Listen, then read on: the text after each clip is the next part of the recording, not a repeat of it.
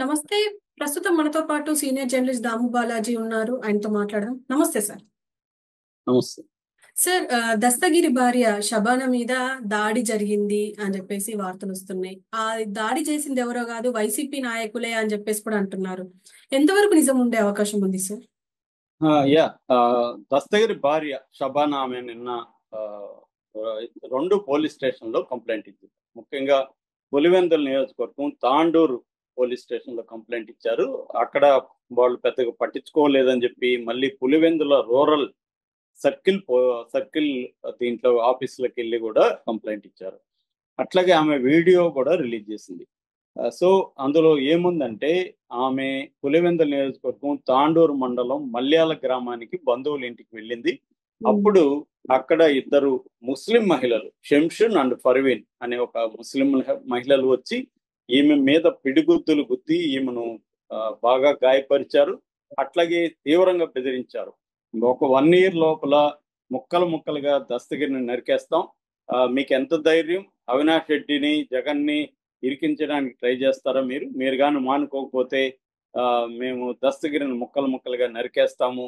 మా ఎనక వైసీపీ రవీంద్రనాథ్ రెడ్డి ఉన్నాడు, అవినాష్ రెడ్డి ఉన్నాడు అని వాళ్ళు బెదిరించారు అనేది ఆమె చెబుతుంది. ఈ లోపల దస్తగిరి వచ్చాడు. దస్తగిరిని కూడా బెదిరించాడు. గన్‌మెన్ ఉన్నప్పటికి కూడా దస్తగిరిని బెదిరించారు. గన్‌మెన్ సర్ది చెప్పారు అనేది ఆమె చెప్తుంది.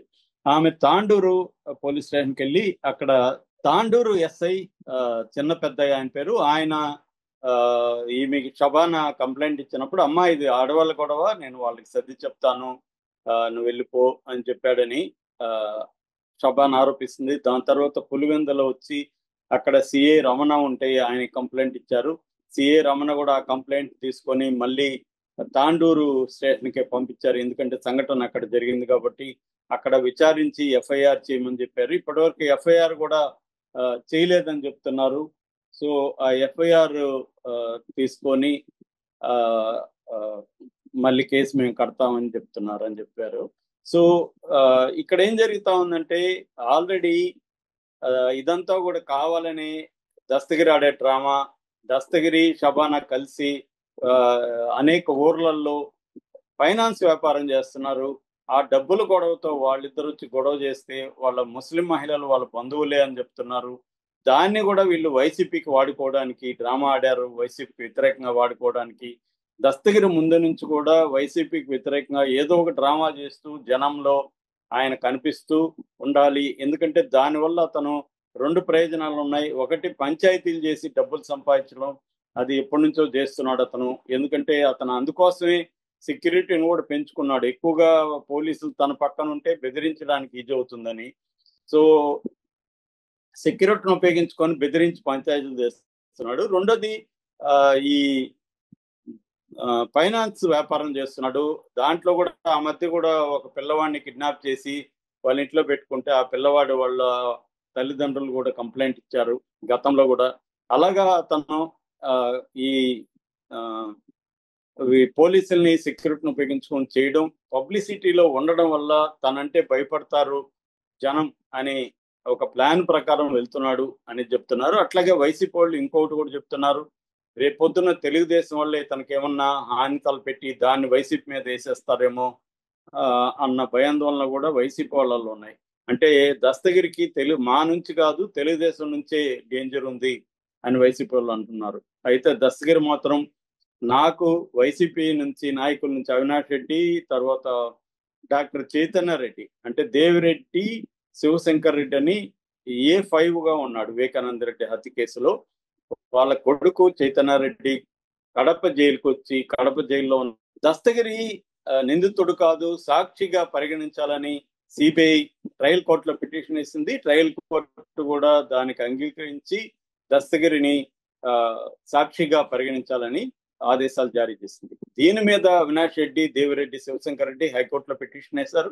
హైకోర్టు జడ్జి జస్టిస్ లక్ష్మణ్ దీని మీద వివరణ అడిగారు. మీరు ఏ గ్రౌండ్స్ మీద అతన్ని సాక్షిగా పరిగణించాలని చెప్తున్నారు అని ట్రయల్ కోర్టుకి, సిబిఐ కూడా ఆయన ఆదేశాలు ఇచ్చారు. అట్లాగే దస్తగిరికి కూడా నోటీసులు పంపించారు. ఎందుకంటే దస్తగిరి స్వయంగా నేనే చంపాను, నేను గొడ్డలతో ఇట్లా నరికాను, అట్లా నరికానని అతను అది కూడా 5 కోట్ల కిరాయి నాకు ఇస్తానన్నారు. నేను ఆల్రెడీ ₹1,00,00,000 తీసుకున్నాను అడ్వాన్సు. అంటే డబ్బులు తీసుకొని నేను చంపడానికి వెళ్ళాను, చంపాను, నాతో పాటు వీళ్ళు కూడా చంపారు అని చెప్తున్న వ్యక్తిని ఎట్లా మీరు సాక్షిగా నేను దీని మీద చాలా వీడియోల్లో ప్రశ్నించాను నేను యాక్చువల్గా. అంటే న్యాయ వ్యవస్థను మనం ఎలా అర్థం చేసుకోవాలి? ఇప్పుడు ఫర్ ఎగ్జాంపుల్ నేను ఒక వ్యక్తిని చంపాలనుకున్నాను, ఒక ముగ్గురిని ఏర్పాటు చేసుకుని టీంని చంపేశాను. బయటకు వచ్చి వీళ్ళు ముగ్గురే చంపారు సార్, నేను కూడా చంపాను కానీ వీళ్ళు ముగ్గురు చంపారు, సో నేను మీకు అనుకూలంగా మారుతున్నాను కాబట్టి నన్ను ఇంక మీదట నిందితుడు అనొద్దండి, సాక్షి అనండి అంటే కోర్టు సాక్షి అనాల్సిందే కదా ఇదే లాజిక్ ప్రకారం. సో వాళ్ళతో ముగ్గురితో మాట్లాడుకున్నాను, మీ మీద వేస్తాను, నేను మీకు డబ్బులు ఇస్తాను, వాడిని చంపేసి నేను తప్పించుకుంటానని ప్లాన్ వేసుకున్నాం అనుకో, హాయిగా ఇదే చేసి ఎవడైనా.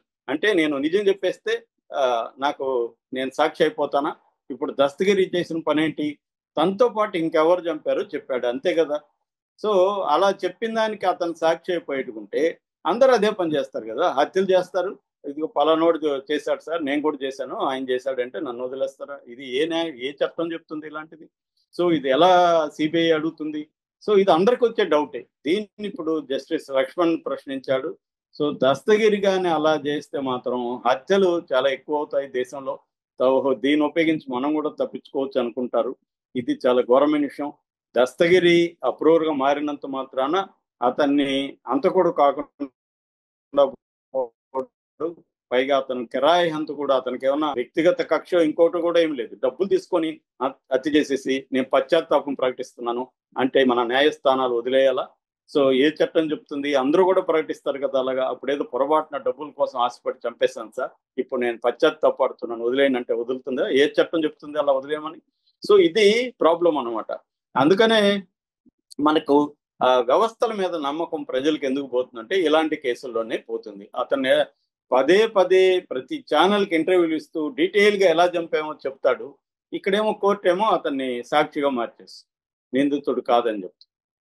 ఇది ప్రాబ్లం ఉంది. అందువల్ల దస్తగిరికి ముందు నుంచి కూడా ఈ ప్రాబ్లం ఉంది. ఇప్పుడు తెలుగుదేశం ప్రభుత్వంలో పోలీసులే అతని కంప్లైంట్ పట్టించుకోలేదంటే అతని కంప్లైంట్ లో ఉండే నిజమేంటో మనకు అర్థం చేసుకోవచ్చు. అది కూడా 2 పోలీస్ స్టేషన్లో, తాండూరులో కానీ వాళ్ళకి తెలుస్తుంది కదా లోకల్ గా. ఆ మహిళలు పర్వీను, శంషన్ ఎవరో ఎస్ఐకి తెలియదు.